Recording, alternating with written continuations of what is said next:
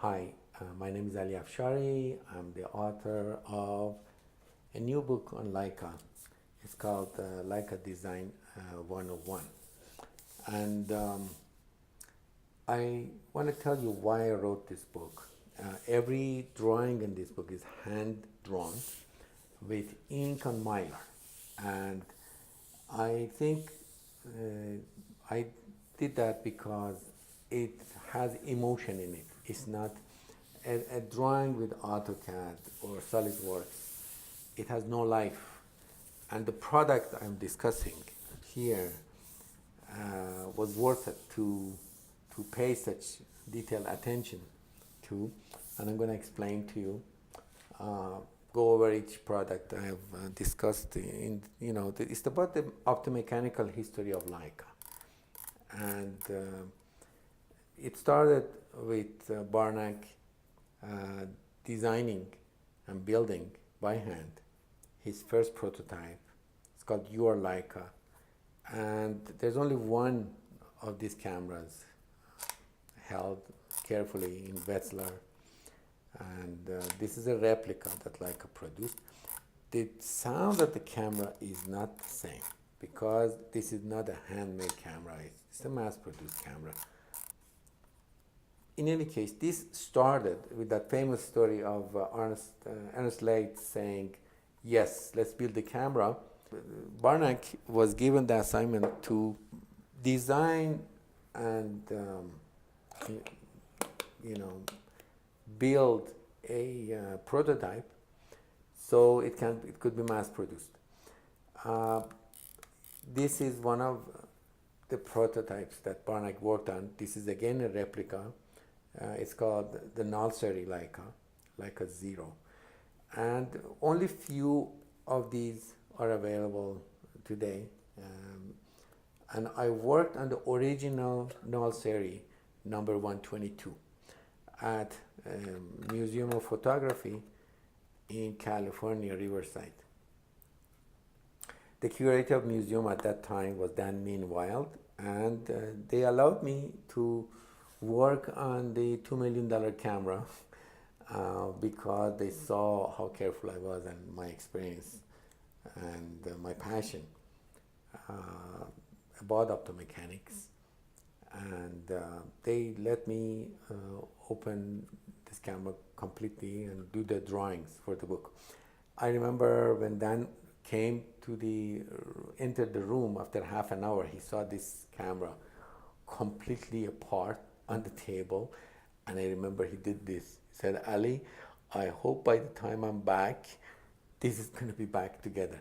And by that afternoon, I had carefully done all the drawings, and I had disassembled the camera to the last screw, and I cleaned it and lubricated it and put it back together. Leica purposely, this is a replica again, Leica purposely changed the design, especially the brake mechanism, because they wanted to avoid counterfeit copies. What's so unique about this design is it's a fixed shutter, slit shutter that you need to wind basically. I don't want to go in too much detail here, but you wind it for this red dot to line up in here, and you push this down and you can change the shutter slit manually.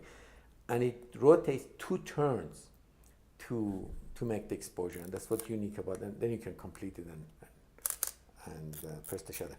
The sound of the real Nalsari is really different. This is again a mass-produced camera. It's not the original Nalsaris. Barnack came up with this design. And what he did, he made the camera sequential. He tried so many ways to use a fixed slit, variable slit, but he couldn't. So he made the camera sequential. And by sequential, I mean is when you press the shutter, this is called the spinning shutter speed dial. When it reaches a point, it kick releases the second curtain. So you can adjust this by pulling this up and rotating it and locking it in space. in its place. You can change when it's going to release the second curtain, or at higher speed you create a slit. And the slit is variable at very high shutter speeds. The slit is variable. The curtain accelerates, but the width of the slit increases as it goes across. It's very complicated. It's all explained in the book. But what he wasn't aware of was that he changed really camera design forever. Cameras became sequential. Before Leica 1, cameras were just fixed slate, but a lot of things were added to the camera. And I'll show you what the influence of this very quick on camera design. Here is a direct, well, let me show you the camera first, the shutter first. This is with the body shot removed. This needs some lubrication. But here's the M3 shutter. And here's a SLR camera. This is where I can easily show you the sequential process in the camera. If I hold the mirror with the tip of my nail here and I release the shutter, the shutter is not going to release unless the mirror is released. You see, just like a domino block.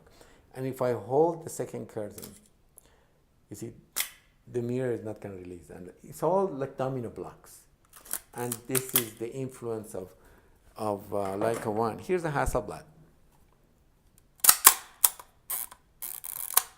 Okay, if I hold, same thing, if I hold the mirror with the tip of my finger, slip. Okay, if I hold this, it's not going to release the shutter unless I let go of the mirror. If I hold the second curtain, the mirror is not going to come down. It's all the same. It's all sequential. So all this happened because of this single decision. Barnack's vision to go with this design, and it was a very good design. It was very simple. The patent is about 1920. It's all in the book. What the patent date was. But what made Leica so successful is you can compare this with today's compact cameras. You see, as you can see, first of all, the influence of a microscope manufacturer on camera design is, you see how small the lenses are and how intricate this is, and the leaf inside the leaf diaphragm, beautifully done. When you hang a Leica on your neck, with the neck, it leans on your body like a light purse. It's not like an SLR that tends to tip over, you see. And the compact design, I mean, it made it an ideal camera for journalistic work. Later cameras, later, like standard came with interchangeable lenses. Of course, there's title tolerances here required for lenses to go from one body to the other. And as you can see, there's a detachable rangefinder that you would use, line up two images, and then you transfer the distance from here to the lens. Leica, quickly, here's like a 3C motorized, the Muli Leica.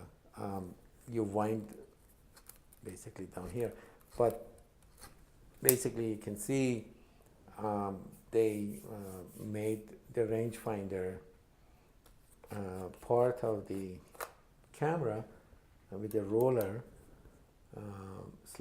rolling in the back of the lens. It directly measured the distance, and you need there's a separate window for the rangefinder, and with very great precision you could take sharp pictures. I'm going to disassemble. Let me fire the shutter for you. This is an amazing design. It's very reliable. I'll disassemble this to show you. It just opened just like the bottom door of any Leica. And it just snaps in here. There's a power reserve here, just like a mechanical watch. Some complicated watches have power reserve indicator. Basically numbers going down. Fully wound, it can take 12 pictures. They added slow shutter speed in here right now. It's 500th of a second maximum shutter speed. Then when they made like a 3F later model, they went up to 1,000th of a second. There's flash synchronization. All of these had patents, added. Then the last in the series was like a 3G with, I insist on firing this so you can hear how each camera sounds like. I love this camera. It's very, very easy to use. The way Leica made the parts inside is hard brass, just like a high quality watch parts. It's a very precision built camera. Leica 3G uses the largest window in the series with a smaller window here for that fantastic bright line illumination that Leica, with the next model, the M3, introduced. And M3 had a culmination of many technologies inside it, and it's amazing how the viewfinder, it's a very complex optomechanical piece. I actually I animated with my drawings how this works for very easy understanding of go this way, yeah, of the shutter mechanism and the viewfinder. Here's a black Leica M3. I'll reach the end of my discussion on cameras. Just want to tell you why I wrote the book. I think the digital age has its advantages, and like right now this footage is being recorded on a professional Super 35 format digital camera, and I don't use my Ariflex for it. I use this. It's so easy to use. But the promise of digital age, that we're going to make you happier, is failing somehow. And I have a few thoughts about that. Why? I've explained that in the introduction of the book. To explain this, I want to basically get help from a book written by Antoine Saint-Exupéry. It's called Little Prince. And the Little Prince lands on Earth, and he learns from the fox a few things. And one thing he learns is you are responsible for your flower. And I think inspirations, I'm an inventor. For an inventor, inspirations are like a flower. It's given to you. When you're inspired, you're responsible for that flower. So the beautiful history behind Leica is these, when Barnack built this, he had this in mind, but he didn't know it. And that's what's genuine about the design process, that it goes through hearts and hearts. When the designers, Willie Stein, he was the father of Leica M3, when they came up with this and they said, okay, this is it, we're not going to change a thing. And even Leica M9 right now, it looks the same. And the reason is design has integrity, and design has, it's that flower being nourished. It's that flower, and that responsibility towards it is responsible for creating such products. Another point in that book is the prince, the little prince asked the fox to play with him. He says, come and play with me. He says, I cannot play with you. You have to first tame me. And he asks, what does tame mean? And he says, it is to create bonds. Humans create bonds. And we are very familiar with that. But with a product, how could you create bond with a product? I think when a product is handmade, you're able to do that. There's something special about a product that is handmade. And it is the craftsmanship, if it is those loving hands that has built the product, and it is worthy of being related to or get used to or bond, create bonding with that product. And please don't ask me to explain more. I think when something is over-explained, it loses. I mean, we need to think about it. Basically, we need to change mass-produced products into quality products. Otherwise, we cannot make that bond, and as a result, we are not happy. Human being is filled with emotions. When an iPhone runs out of battery, it becomes a brick, and all those virtual buttons disappear. But this, always, the shutter speed is here, nothing moves. It's real. It's not really just that. It's the hand that is put into a product, and that's really important. We should not forget that. What the value of that is. And that's why I wrote the book. And I just leave it